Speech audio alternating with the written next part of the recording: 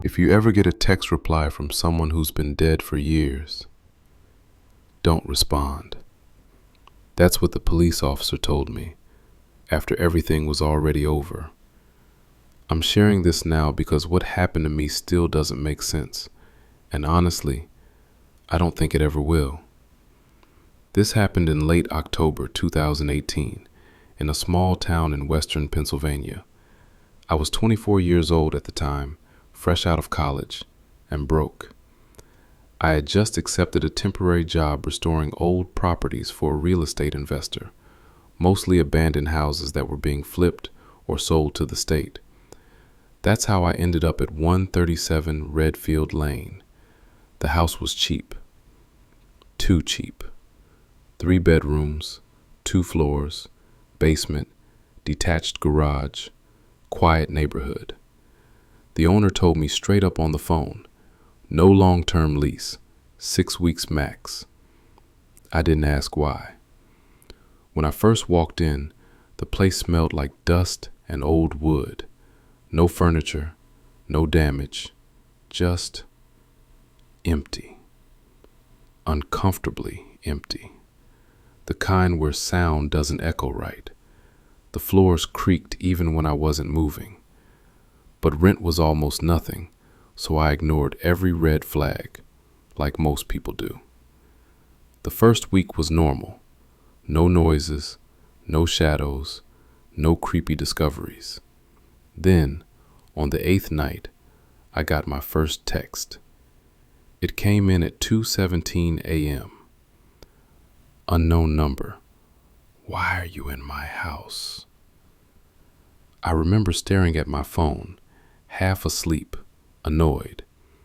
I assumed it was a wrong number. Me. Wrong number. 3 dots appeared instantly. No, this is my house. Now fully awake, I sat up in bed.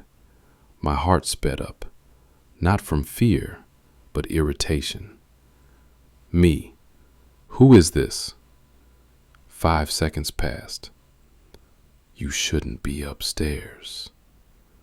I froze. I was upstairs. I didn't respond. I just locked my phone and tried to convince myself it was someone messing with me. Maybe a neighbor, maybe a friend pranking me. Except no one knew the address. I hadn't told anyone. The next morning I checked the number. It wasn't stored. No caller ID. Just a blank contact. That day at work, I mentioned it casually to the owner when he stopped by. He went quiet. What was the message? He asked. I told him. He laughed, forced and short. Probably kids, he said. Ignore it. But his hands were shaking when he unlocked the garage. The second incident happened 4 days later. I was cooking pasta around 9 p.m. when I heard footsteps upstairs. Clear, slow, heavy. I called out, "Hello?" No answer. I grabbed a screwdriver from the counter and walked up the stairs. Every step creaked. The hallway was dark, but empty. All doors were open, including the one to the spare bedroom I always kept closed. That's when my phone buzzed. Same number. Don't open that door. I dropped the screwdriver. I backed away slowly, walked downstairs, locked myself in the living room, and sat there with the lights on until sunrise. I didn't sleep. The next day, I did what I should have done earlier. I searched the address. Nothing unusual came up, just normal property listings, except one archived local article from 2006. Headline: Local man dies after barricading himself inside home. I clicked. The man's name was Evan C. Walker, age 34. The article said he suffered from severe paranoia. One night, neighbors reported screaming and gunshots.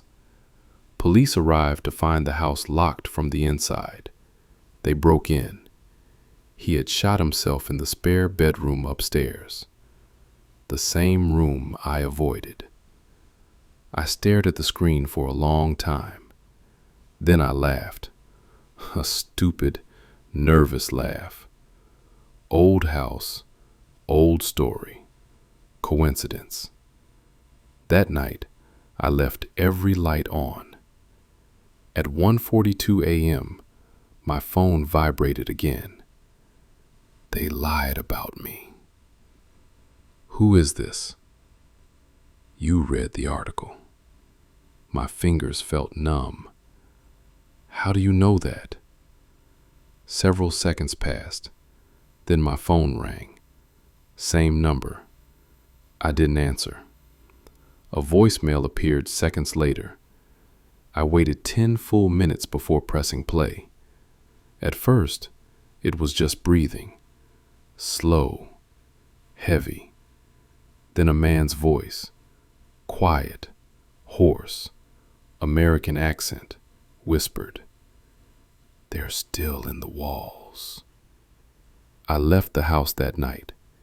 I didn't pack clothes. I didn't turn off the lights. I just drove to a motel and sat in my car shaking until sunrise. The next morning, the owner wouldn't answer my calls. That afternoon, I drove back with a friend to grab my belongings. The house was already empty. No lights, no car, no lockbox.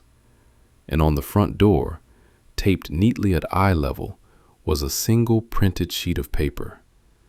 It was a phone number, the same one that texted me. I stood there on the porch staring at that paper for a full minute, like if I didn't move, the moment might rewind itself.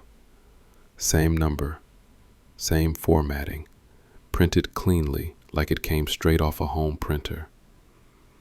My friend Mark kept asking, "Bro, what's wrong? What is it?" I didn't answer. I just peeled the paper off the door and folded it into my pocket. Inside, the house felt different. Not abandoned anymore, not empty either. It felt aware. Every room was cleared out. My mattress, my clothes, the tools, all gone. No signs of forced entry, no mess, no explanation. Mark laughed nervously. "Dude, maybe the owner cleared it out." 6 weeks, I said. He said 6 weeks. That's when Mark stopped smiling. We checked the spare bedroom last. The door was open. Inside, the room was stripped down to bare walls, except for one thing. Deep scratch marks ran vertically along the drywall, like someone had dug their fingers in over and over again. The air smelled metallic and old. Mark whispered, "What the hell?" My phone vibrated. Same number. Unknown number. "You weren't supposed to bring anyone." Mark saw my face drain of color. "Who is that texting you?" Before I could answer, his phone buzzed too. He pulled it out slowly, eyes widening. "Dude, I don't have signal here." On his screen was the same number. Unknown number. "He can leave. You can't." That's when we ran. I went straight to the police. I told them everything. The texts, the voicemail, the article, the number on the door. I even played them the recording. The officer listened in silence. When it ended, he leaned back and sighed. "Son, that voicemail didn't come from a phone." He showed me the report they pulled up. Evan Walker didn't die in 2006. He died in 1998, and there was no suicide. According to police records never released publicly, the walls of that house had been opened during renovation years later. Inside the walls, they found evidence of multiple people, personal items, clothing, phones, burner phones, all with outgoing message drafts that were never sent. One of them was Evan's. The officer looked me dead in the eye and said the sentence that still plays in my head at night. If you ever get a text reply from someone who's been dead for years, don't respond. I asked if the house was under investigation. He shook his head. Condemned, sealed, ownership transferred to the state. I showed him the paper with the number. He went pale. That number shouldn't be active. That night at the motel, my phone rang one last time. Same number. I answered. No breathing, no whisper, just a text sent as the call connected. You told them. Then the screen went black. My phone never turned on again. Here's the part I don't tell people. 3 weeks later, curiosity ruined me. I searched Redfield Lane on Google Maps. The house wasn't blurred. It wasn't marked condemned. It wasn't even there. Just an empty lot. No foundation, no debris. Like it had never existed. Except sometimes, late at night, my current phone vibrates. No notification, no missed call, just a single unsent draft that appears, then vanishes. Why are you in my house? And I still don't know if the house was haunted, or if the house was texting back because it was never empty in the first place.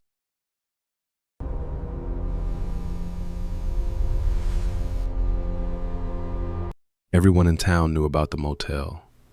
Nobody talked about it, unless they were warning you. I didn't listen. In 2016, I was 26, broke, and desperate enough to take a night security job no one else wanted. That's how I ended up working alone at the Silver Pines Motor Lodge, just outside Flagstaff, Arizona, right off an old stretch of Route 66 most people stopped using years ago. The pay was cash, no contract, no background check.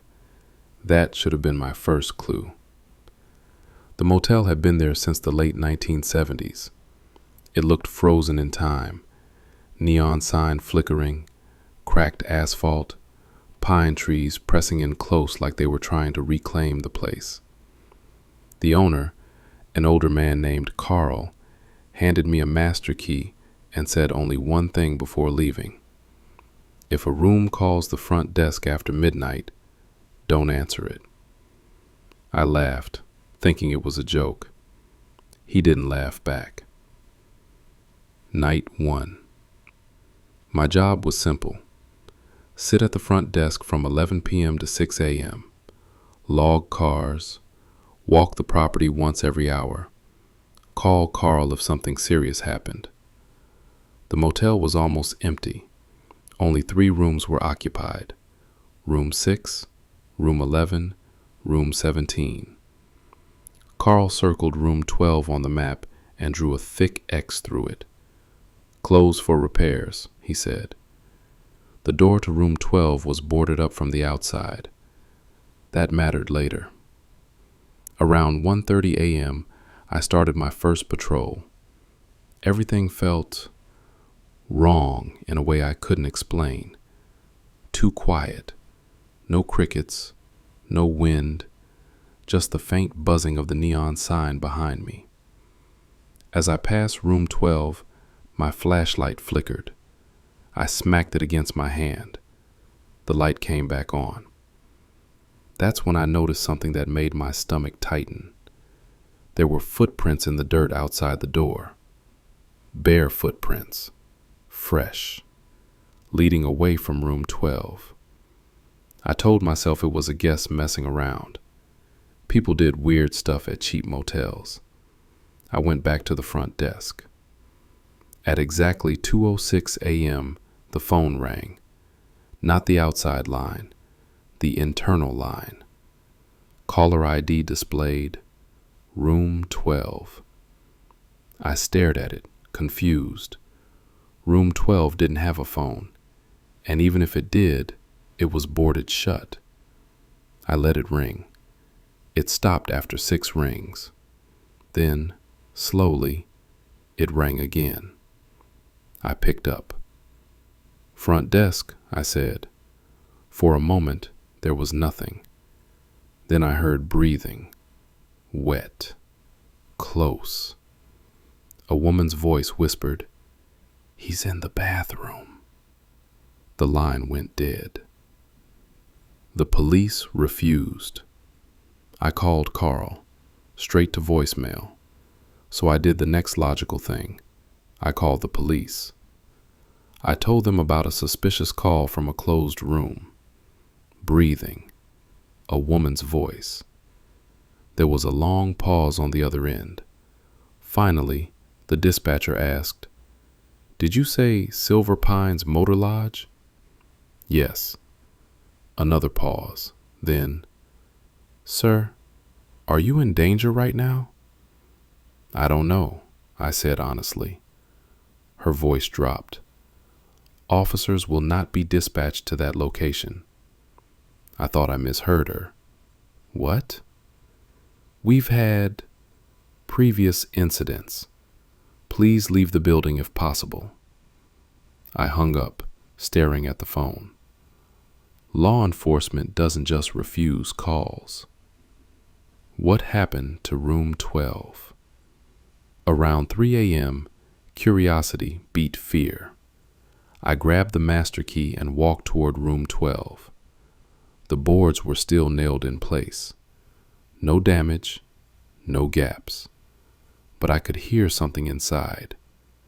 Dripping, like water hitting tile. I leaned close to the door. A man whispered from the other side, "She's lying again." I stepped back so hard I tripped over the curb. My phone vibrated. Unknown number. Check the bathroom mirror. I didn't text back. I ran. Back to the office.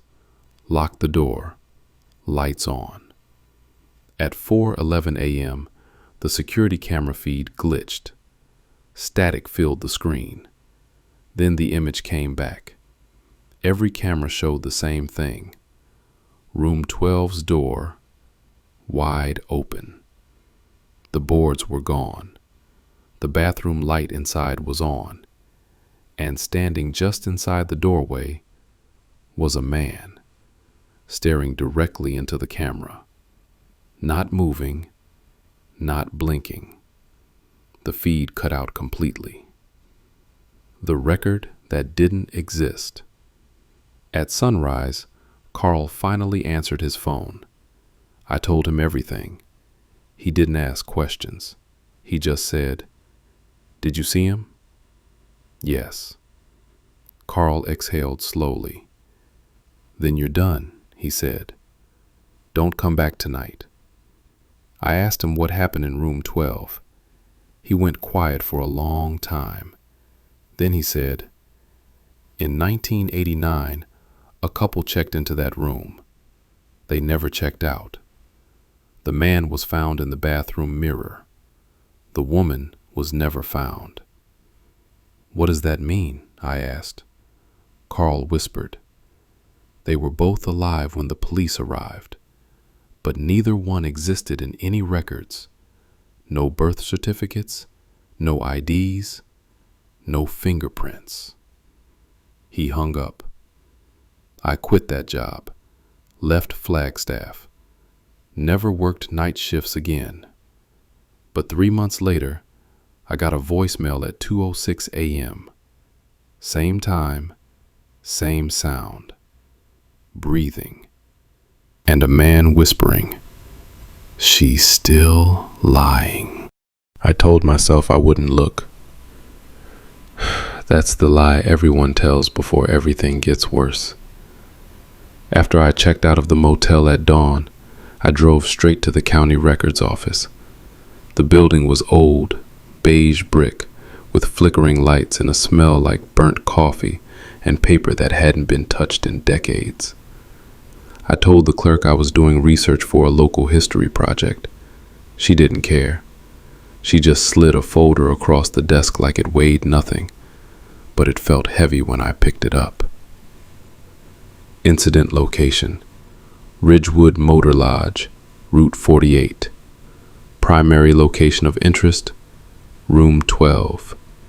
Years active: 1983 to 1991. The first page was a crime scene photo. Room 12's door was open.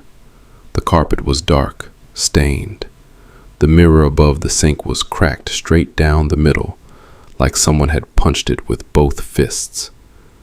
According to the reports, guests had complained about phone calls coming from the room, even when it was empty. Calls where no one spoke. Calls where breathing could be heard. Calls that sometimes answered questions. The motel manager at the time, Frank Dorsey, told police the room's phone line had been disconnected multiple times. Each time, it somehow reconnected itself. The police didn't believe him until people started dying. Between 1983 and 1989, 4 guests were found dead in room 12. 3 suicides, 1 accidental overdose. All ruled unrelated. All occurred between 2 a.m. and 3 a.m., and every single one of them had made a phone call shortly before they died. The call logs were still attached. Every call was outgoing. Every call went to a number that no longer existed. I recognized that detail immediately, because it was the same thing that happened to me. I flipped deeper into the folder. That's when I saw her name. Janice Miller, age 22, found hanging in the bathroom of room 12, 1986. Her parents had insisted the case stay open. They claimed Janice had been terrified of mirrors and refused to sleep in rooms with them. The police interview transcript was stapled to the back. Mother: she said someone was copying her, not in the mirror, behind it. Detective: that's impossible.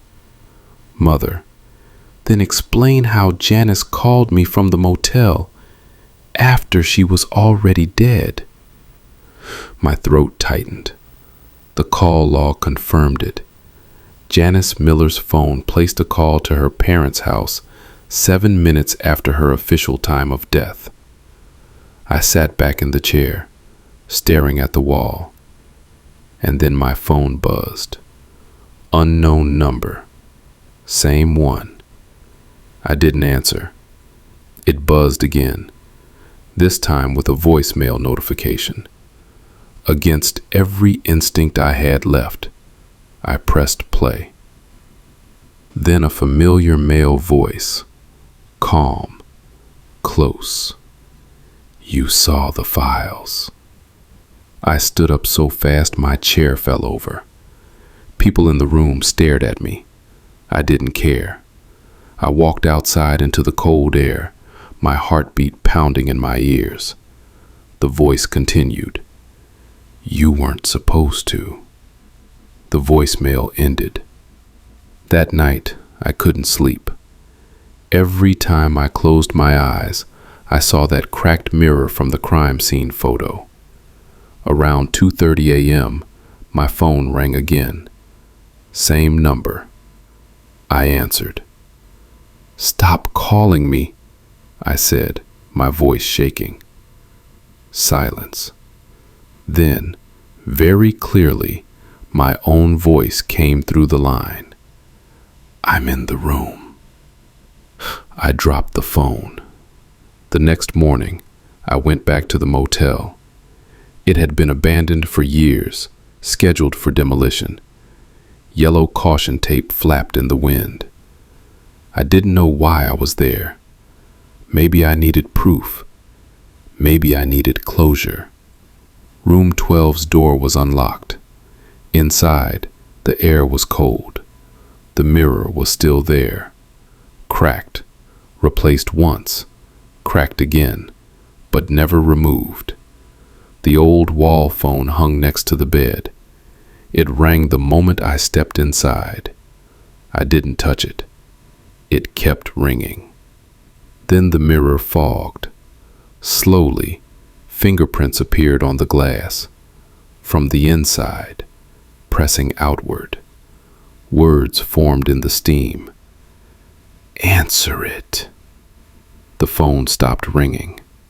Instead, it dialed by itself. My phone buzzed in my pocket. Incoming call from room 12. Ah! I ran. I never went back. Months later, I received an envelope with no return address. Inside was a single USB drive. On it was one video file.